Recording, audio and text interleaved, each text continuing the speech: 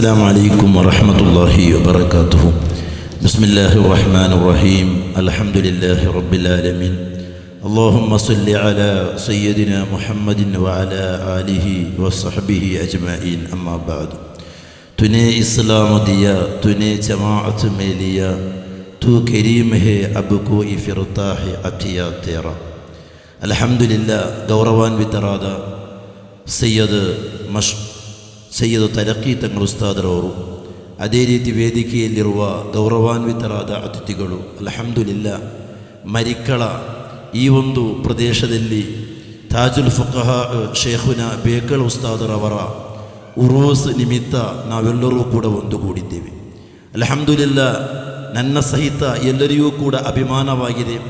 ನಾವು ಕಲಿತು ಬೆಳೆದಂತಹ ಮದರಸ ಅವತ್ತು ಹಳೆಯ ಹರುಕು ಮುರುಕು ಮದರಸದಲ್ಲಾಗಿತ್ತು ನಾವು ಓದಿದ್ದು. ಅಲ್ಹಮ್ದುಲಿಲ್ಲಾ ಸುಂದರವಾದ ಮದರಸ ಕಟ್ಟಡ ಅಲ್ಹಮ್ದುಲಿಲ್ಲಾ ಇದೀಗ ಸಜ್ಜುಗೊಂಡಿದೆ. ಅದರ ಉದ್ಘಾಟನೆಗಾಗಿ ನಾವೆಲ್ಲರೂ ಕಾಯುತ್ತಾ ಇದ್ದೇವೆ. ತಾಜುಲ್ ಫುಕಹಾ ಬೇಕಳ ಉಸ್ತಾದ್, ನಾವು ಅರ್ಥ ಮಾಡಬೇಕಾದ ಕೆಲವೊಂದು ವಿಚಾರಗಳಿವೆ. ಉಸ್ತಾದ್ ಯಾಕೆ ವಿದ್ವತ್ ಜಗತ್ತಿನಲ್ಲಿ ವಿಭಿನ್ನವಾಗ್ತಾರೆ ಅಂತ ನಾವು ಅರ್ಥ ಮಾಡಬೇಕು. ಉಸ್ತಾದರ ಸಂದೇಶಗಳು ಇವತ್ತು ಸಮಕಾಲೀನ ಜಗತ್ತಿಗೆ ಅದಷ್ಟು ಪ್ರಸಕ್ತಿಯಾಗಿದೆಯಾ ಅಂತ ನಾವು ಅರ್ಥೈಸಬೇಕಾಗ್ತದೆ. ಒಂದನೆಯದಾಗಿ ಎಲ್ಲ ಉಲಮಾಗಳ ವಿದ್ವಾಂಸರ ಕರ್ಮಭೂಮಿ ಮತ್ತು ಜನ್ಮಭೂಮಿಯ ನಡುವೆ ಅಂತರಗಳಿರುತ್ತದೆ. ಆದರೆ ಉಸ್ತಾದ ವಿದ್ವತ್ ಜಗತ್ತನ್ನು ಅಥವಾ ಈ ಜಗತ್ತಿನಲ್ಲಿ ಹಲವಾರು ವಿದ್ವಾಂಸರನ್ನು ಸೃಷ್ಟಿ ಮಾಡುವುದಕ್ಕಾಗಿ ತನ್ನ ದರ್ಸನ್ನು ಹಲವಾರು ಊರುಗಳಲ್ಲಿ ನಡೆಸಿರಬಹುದು. ಬೇಕಳ ಅನ್ನುವುದು ಅತ್ಯಂತ ಫೇಮಸ್ ಆಗಿರುವಂತಹ ಊರು. ಕೊನೆಯ ಗಳಿಗೆಗಳಲ್ಲಿ ಜಾಮಿಯಾ ಸೌದಿ ಅರೇಬಿಯಾಕ್ಕೆ ಸೇರುವುದಕ್ಕಿಂತ ಮುಂಚೆ ಉಸ್ತಾದರ ಅಧ್ಯಾಪನೆ ಬೇಕಳದಲ್ಲಾಗಿರ್ಬೋದು. ಆದರೆ ಉಸ್ತಾದ ತನ್ನ ಜನ್ಮಭೂಮಿಯೊಂದಿಗೆ ಉಂಟು ಮಾಡಿದಂತಹ ಅಭೇದ್ಯವಾದ ನಂಟು ಮತ್ತು ತನ್ನ ಅಂತ್ಯ ವಿಶ್ರಮ ಕೇಂದ್ರವಾಗಿ ಜನ್ಮಭೂಮಿಯನ್ನೇ ಆಯ್ಕೆ ಮಾಡಲಿಕ್ಕೆ ಸಾಧ್ಯವಾದದ್ದು ನಿಜಕ್ಕೂ ಉಸ್ತಾದರ ಯುನೀಕ್ ಸ್ಕೋಲರ್, ಅದೊಂದು ವಿಶೇಷವಾದ ವಿದ್ವಾಂಸ ಅಂತ ಹೇಳಲಿಕ್ಕೆ ಕಾರಣವಾಗ್ತದೆ.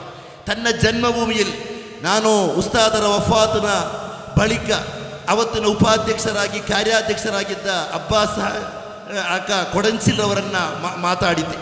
ಆಗ ಅವರು ಹೇಳಿದರು, ಸುಮಾರು 30ನೇ ವರ್ಷದಿಂದಲೇ ಈ ಊರಿನಲ್ಲಿ ಅಧ್ಯಕ್ಷರಾಗಿ ಆಯ್ಕೆಯಾದ ಬಳಿಕ ವಫಾತಿನ ತನಕವೂ ಕೂಡ ಅಜೇಯ ಅಧ್ಯಕ್ಷರಾಗಿ ಮುಂದುವರಿಯಲಿಕ್ಕೆ ಉಸ್ತಾದರಿಗೆ ಸಾಧ್ಯವಾಗಿತ್ತು.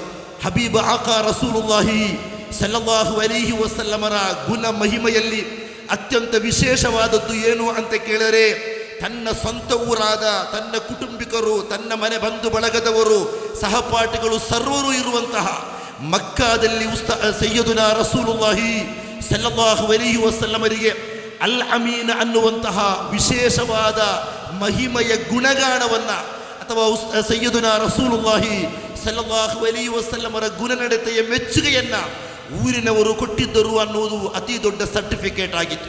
ತಾನು ಬೆಳೆದಂತಹ ಊರಿನಲ್ಲಿ ತನ್ನ ಊರಿನ ಮಸೀದಿಯನ್ನು, ಮೊಹಲ್ಲಾವನ್ನು, ಅದು ಕೂಡ ಮರಿಕ್ಕಳ ಅಂತ ಹೇಳಿದರೆ, ನನ್ನ ಬಾಲ್ಯಕಾಲದಲ್ಲಿ ನಾನು ಓದುವ ಸಂದರ್ಭ ಈ ಮರಿಕ್ಕಳ ಕೇವಲ ಒಂದು ಸಣ್ಣ ಪ್ರದೇಶ ಮಾತ್ರವಲ್ಲ, ಅತ್ತ ಅಗಲ ಲಕ್ಕೇಸರಿಯಿಂದ ಹಿಡಿದು ಇತ್ತ ಅಗಲ ಕಲ್ಮಿಂಜಿಯವರೆಗೆ ಏಕೈಕ ಮಸೀದಿಯಾಗಿ ಮರಿಕ್ಕಳ ಈ ನಾಡನ್ನು ಮುನ್ನಡೆಸ್ತಾ ಇತ್ತು. ಅತಿ ದೊಡ್ಡ ಮಹಲ್ಲಾ ಒಂದರ ಅತಿ ದೊಡ್ಡ ಅಧ್ಯಕ್ಷರಾಗಿ ಶೇಖುನ ಬೇಕಳ ಉಸ್ತಾದ ತನ್ನ ಟೀನೇಜ್ ತನ್ನ 30ರ ಹದಿಹರಿಯದಲ್ಲಿಯೇ 30ರ ಆಸುಪಾಸಿನಲ್ಲಿಯೇ ಆಯ್ಕೆಯಾಗಬೇಕು ಅಂತ ಹೇಳಿದರೆ, ಉಸ್ತಾದರ ಯುವ ಜನರಿಗೆ, ಯುವ ವಿದ್ವಾಂಸರಿಗೆ ಉಸ್ತಾದರ ಮಾದರಿಯಾದಂತಹ ಆ ಜೀವನ ಬಗ್ಗೆ ಅಧ್ಯಯನ ಮಾಡಬಹುದು, ಅರ್ಥ ಮಾಡಬಹುದು.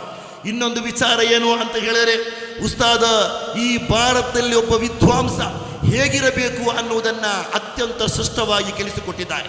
ನಿಮ್ಗೆ ಗೊತ್ತಿರಬಹುದು, ನಾನೊಂದು ನನ್ನ ಸಣ್ಣ ವಿದ್ಯಾರ್ಥಿ ಪ್ರಾಯದಲ್ಲಿ ಒಂದು ಬರಹ ಬರೆದಿದ್ದೆ, ಅಲ್ಲನ್ಸಾರ್ನಲ್ಲಿ ಒಂದು ಬರಹ. ಅದರಲ್ಲಿ ನಾನು ಆ ಬರಹದಲ್ಲಿ ಬರೆದಿದ್ದೆ, ನಮ್ಮ ಸೌಂಡ್ ಬಾಕ್ಸ್ಗಳು ಅಥವಾ ಮೈಕಾದ ಬಳಕೆ ಅತಿ ಹೆಚ್ಚಾದರೆ ಭಾರತದಲ್ಲಿ ಮುಂದೊಂದು ದಿನ ಅತಿ ದೊಡ್ಡ ಆತಂಕ ಬರಬಹುದು ಅಂತ ಹೇಳಿ ನಾನು ಅದರಲ್ಲಿ ಬರೆದಿದ್ದೆ. ರಂಜಾನ್ ತಿಂಗಳಲ್ಲಿ 4 ಗಂಟೆಗೆ ಎದ್ದೇಳಿಕೊಂಡು ನಾವು ಸೌಂಡ್ ಬಾಕ್ಸ್ಗಳನ್ನು ಬಳಕೆ ಮಾಡುವುದು, ಮೈಕಾವನ್ನು ಬಳಕೆ ಮಾಡೋದು ಸರಿಯಲ್ಲ ಅನ್ನುವ ಅರ್ಥದಲ್ಲಿ ನಾನು ಬರೆದಿದ್ದೆ. ಆ ಬರಹದ ಬಗ್ಗೆ ಅಲ್-ಅನ್ಸಾರ್ನಲ್ಲಿ ಆ ಬರಹ ಬಂದಾಗ ಅದರ ಅವತ್ತಿನ ಚೀಫ್ ಎಡಿಟರ್ ಆಗಿದ್ದ ಶೇಖುನಾ ಬೇಕಲ್ ಉಸ್ತಾದರ ಗಮನಕ್ಕೆ ಯಾರೋ ತಂದರು. ಉಸ್ತಾದ ನನ್ನನ್ನು ಕರೆಸಿಕೊಂಡು ಹೇಳಿದ್ದು, ಅಲ್ಹಮ್ದುಲಿಲ್ಲಾ, ಇದು ನೀನು ಬರೆಯಬೇಕಾದದ್ದಾಗಿದೆ.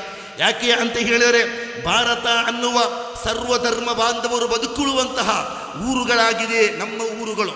ಈ ಊರಿನಲ್ಲಿ ಇನ್ನೊಬ್ಬನನ್ನ 4 ಗಂಟೆಯ ಸಮಯದಲ್ಲಿ ಮೈಕಾಗಳನ್ನು ಬಳಸಿ ಅವನ ನಿದ್ದೆಗೆ ಅನ್ಯಾಯ ಮಾಡೋದು ಅದು ಇಸ್ಲಾಂ ಅಲ್ಲ ಅಂತ ಉಸ್ತಾದ ಕಲಿಸಿಕೊಟ್ಟಿದ್ದರು.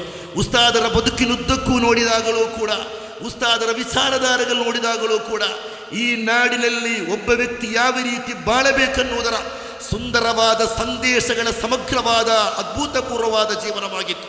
ಮೋಂಟುಗೋಳಿ ಮತ್ತು ಮಂಟಪದ ಪರಿಸರದಲ್ಲಿ ಒಮ್ಮೆ ದಾರಿ ಮಧ್ಯೆ ಒಂದು ನಾಯಿ ಸತ್ತು ಬಿದ್ದಿರುವಾಗ ಉಸ್ತಾದ ಒಬ್ಬ ವ್ಯಕ್ತಿಯನ್ನು ಕರೆಸಿಕೊಂಡು ಅಲ್ಲಿಂದ ಅದರ ಹೆಣವನ್ನು ತೆರೆ ಮಾಡಲಿಕ್ಕೆ, ಅದನ್ನು ಇಲ್ಲವಾಗಿಸುವುದಕ್ಕೆ, ನೀಗಿಸುವುದಕ್ಕೆ ಉಸ್ತಾದು ಖುದ್ದು ಇಳಿದದ್ದನ್ನು ಕಂಡಾಗ ಊರಿನವರು ಕೇಳಿದರು, ಉಸ್ತಾದೇ, ನೀವು ಅದಕ್ಕೆ ಇಳಿಯಬೇಕಾದ ಅಗತ್ಯವಿದೆಯಾ?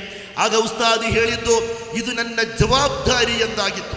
ಈ ರೀತಿ 100 ವಿಚಾರಗಳನ್ನು ನೋಡುವಾಗವೂ ಕೂಡ ತನ್ನ ಊರಿನೊಂದಿಗೆ, ತನ್ನ ನಾಡಿನೊಂದಿಗೆ ಉಸ್ತಾದ್ ತೋರಿಸಿಕೊಟ್ಟಂತಹ ಆ ಅಭೇದ್ಯವಾದ ಸಂಬಂಧಗಳು, ಆ ಪ್ರೀತಿಗಳು, ಆ ಒಲವುಗಳಾಗಿದೆ.